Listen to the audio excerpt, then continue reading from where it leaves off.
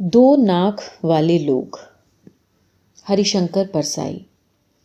मैं उन्हें समझा रहा था कि लड़की की शादी में टीम टाम में व्यर्थ खर्च मत करो, पर वे बुजुर्ग कह रहे थे, आप ठीक कहते हैं, मगर रिश्तेदारों में नाक कट जाएगी। नाक उनकी काफ़ी लंबी थी। मेरा ख्याल है कि नाक की हिफाजत सबसे ज़्यादा इसी देश में होती है, और या तो नाक बहुत नरम होती है या छुरा तेज, जिससे छोटी सी बात पर भी नाक कट जाती है। छोटे आदमी की नाक बहुत नाजुक होती है। ये छोटा आदमी अपनी नाक को छिपा कर क्यों नहीं रखता? कुछ बड़े आदमी जिनकी हैसियत होती है इस्पात की नाक लगवा लेते हैं और चमड़े का रंग चढ़वा लेते हैं। काला बाजार में जेल हो आए हैं। औरत खुलेआम दूसरे के साथ बॉक्स में सिनेमा देखती है। लड़की का सार्वजनिक गर्भपात हो चुका है। लोग उस्तरा लिए नाक काटने को घूम रहे हैं, मगर काटे कैसे? नाक तो स्टील की है, चेहरे पर पहले जैसी ही फिट और शोभा बढ़ा रही है। स्मगलिंग में पकड़े गए, हथकड़ी पड़ी है, बाजार में से ले जाए जा रहे हैं। लोग नाक काटने को उत्सुक हैं, पर वे नाक को तिजोरी में रखकर स्मगलिंग करने गए थे। पुलिस को खिला पिलाकर बरी होकर लौटेंगे और नाक फिर पहन लेंगे। जो बहुत होशियार हैं वो नाक को तलवे में रखते हैं। तुम सारे शरीर में ढूंढो, नाक मिलती ही नहीं। नातिन की उम्र की 2 लड़कियों से बलात्कार कर चुके हैं। जालसाजी और बैंक को धोखा देने में पकड़े जा चुके हैं। लोग नाक काटने को उतावले हैं, पर नाक मिलती ही नहीं, वो तो तलवे में है। कोई जीव शास्त्री अगर नाक की तलाश भी कर दे तो तलवे की नाक काटने से क्या होता है? नाक तो चेहरे पर ही कटे तब तो कुछ मतलब है। और जो नाक रखते ही नहीं, उन्हें तो कोई डर ही नहीं है। 2 छेद हैं जिनसे सांस ले लेते हैं। कुछ नाकें गुलाब के पौधे की तरह होती हैं, कलम कर दो तो और अच्छी शाखा बढ़ाती हैं, फूल भी बढ़िया लगते हैं। मैंने ऐसी फूल वाली खुशबूदार नाकें बहुत देखी हैं।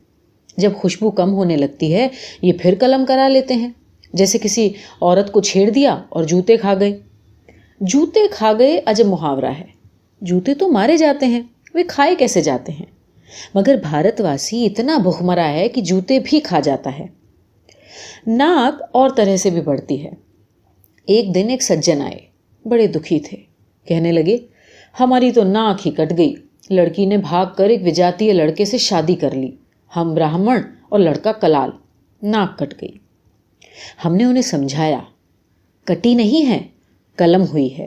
3-4 महीनों में और लंबी बढ़ जाएगी। 3-4 महीने बाद वो मिले तो खुश थे। नाक भी पहले से लंबी हो गई थी। मैंने कहा, नाक तो पहले से लंबी मालूम होती है। तो वो बोले, हाँ, कुछ बढ़ गई है। काफ़ी लोग कहते हैं आपने तो बड़ा क्रांतिकारी काम किया, और कुछ बिरादरी वाले भी यही कहते हैं, इसलिए नाक बढ़ गई है। कुछ लोग मैंने ऐसे भी देखे हैं जो कई साल अपने शहर की नाक रहे हैं। उनकी नाक अगर कट जाए तो सारे शहर की नाक कट जाती है। अगर उन्हें संसद का टिकट न मिले तो सारा शहर नकटा हो जाता है। पर अभी मैं एक शहर गया तो लोगों से मैंने पूछा, फलां साहब के क्या हाल हैं? वे भी इस शहर की नाक हैं।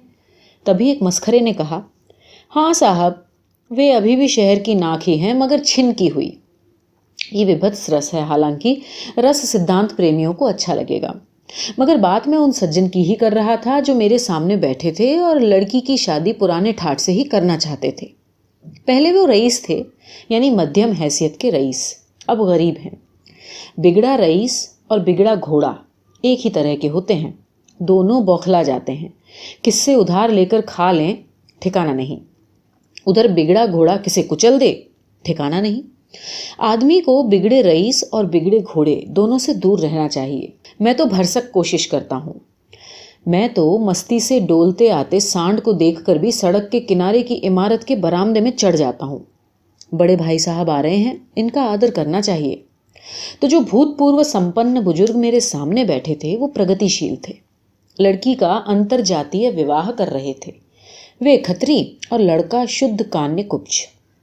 वे खुशी से शादी कर रहे थे, पर उनमें विरोधाभास ये था कि शादी ठाठ से करना चाहते थे। बहुत लोग एक परंपरा से छुटकारा पा लेते हैं पर दूसरी से बंधे रहते हैं। रात को शराब की पार्टी में किसी ईसाई दोस्त के घर से आ रहे थे, मगर रास्ते में हनुमान का मंदिर दिख जाए तो थोड़ा तिलक और सिंदूर भी लगा लें। मेरा एक घोर नास्तिक मित्र था। हम घूमने निकलते तो रास्ते में राम मंदिर देखकर वो कह उठता, हरे राम। बाद में पछताता भी। तो हाँ, मैं उन बुजुर्ग को समझा रहा था कि आपके पास रुपए हैं नहीं, आप कर्ज लेकर शादी का ठाठ बनाएंगे, पर कर्ज कैसे चुकाएंगे और कहाँ से? जब आपने इतना नया कदम उठाया है कि अंतरजातीय विवाह कर ही रहे हैं तो विवाह भी नए ढंग से कीजिए। लड़का कान्य कुब्ज का है, बिरादरी में शादी करता तो कई हजार उसे मिलते। लड़के शादी के बाजार में मवेशी की तरह बिकते हैं। अच्छा मालवी बैल और हरियाणा की भैंस ऊंची कीमत पर बिकती है। लड़का इतना त्याग तो लड़की के प्रेम के लिए कर चुका, फिर भी वो ये कहता है कि अदालत जाकर शादी कर लेते हैं, बाद में एक पार्टी दे देंगे। आप आर्य समाजी हैं, घंटे भर में रास्ते में आर्य समाज मंदिर में वैदिक रीति से शादी कीजिए, फिर 300-400 रुपए की एक पार्टी दे डालिए।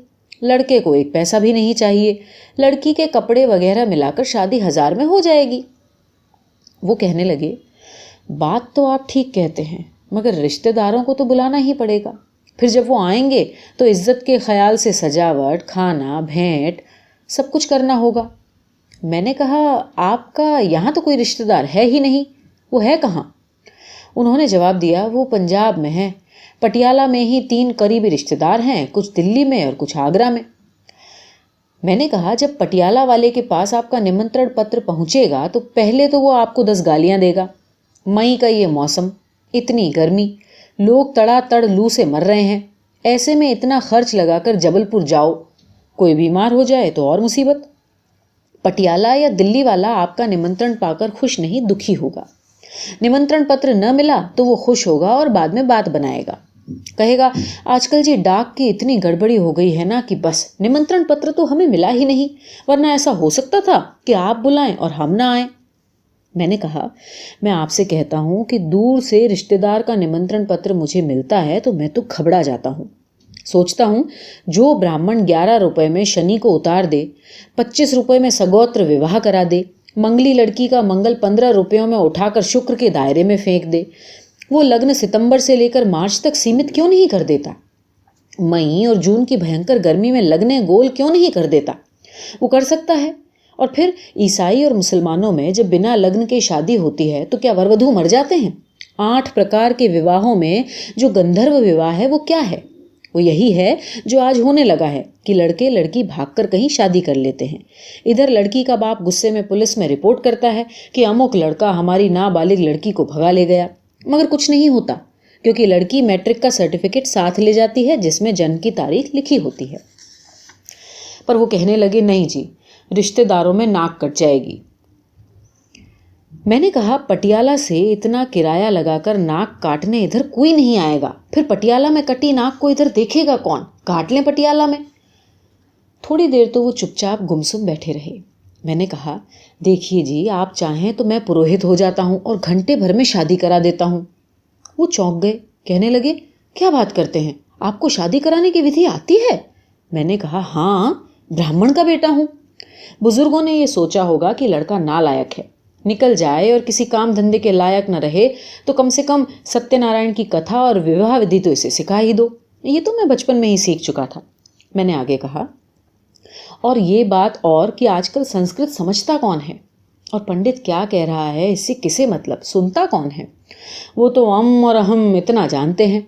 मैं इस तरह मंगल श्लोक पढ़ दूं तो भी किसी को ध्यान नहीं पड़ेगा। सुनिए ये मंगल श्लोक।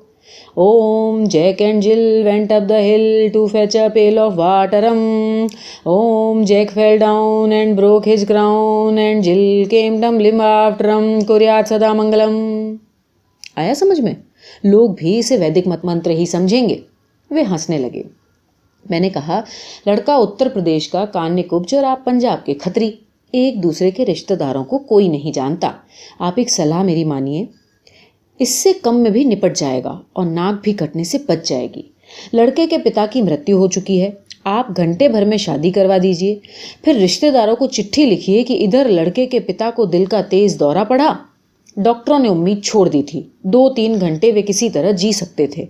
उन्होंने इच्छा प्रकट की कि मृत्यु से पहले लड़के की शादी हो जाए तो मेरी आत्मा को शांति मिल जाएगी। लिहाजा उनकी भावना को देखते हुए हमने फौरन शादी कर दी। लड़का लड़की वरवधू के रूप में उनके सामने आए, उनके चरणों पर सिर रखा। उन्होंने इतना ही कहा, सुखी रहो, और उनके प्राण पखेरु उड़ गए। आप माफ करेंगे कि इस मजबूरी के कारण हम आपको शादी में बुला नहीं सके। कौन जानता है कि आपके रिश्तेदारों में लड़के के पिता की मृत्यु कब हुई? उन्होंने सोचा और फिर बोले, तरकीब तो ठीक है जी, पर इस तरह की धोखाधड़ी मुझे पसंद नहीं। खैर, मैं उन्हें काम का आदमी लगा नहीं। दूसरे दिन मुझे बाहर जाना पड़ा।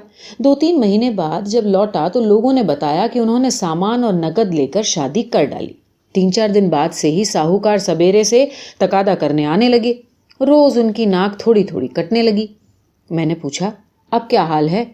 लोग बोले, अब साहूकार आते हैं तो ये देखकर निराश लौट जाते हैं कि काटने को नाक ही नहीं बची। मैंने मजाक में कहा, साहूकारों से कह दो कि इनकी दूसरी नाक पटियाला में पूरी की पूरी रखी है, वहां जाकर काट लो।